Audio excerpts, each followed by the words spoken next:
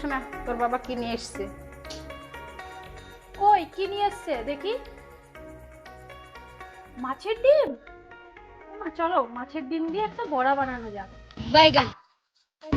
প্রথমে দুটো পেঁয়াজ ভালো করে কুচি কুচি করে কেটে নেব, এবার সেটাকে ডিমের মধ্যে দিয়ে দেব।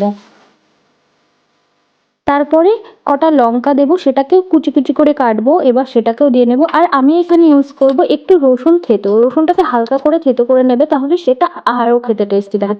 এবার একটু হলুদ গুঁড়ো একটু লবণ গুঁড়ো দিয়ে দিলাম, আর বেশি কিছু দেবো না, কারণ এটা নর্মালি খেতেই বেশি ভালো লাগে।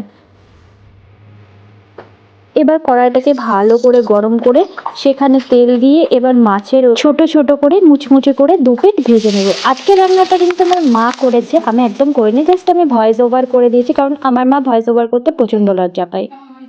কই দাও, দেখতে তো খুব সুন্দর হয়েছে গো। গরম।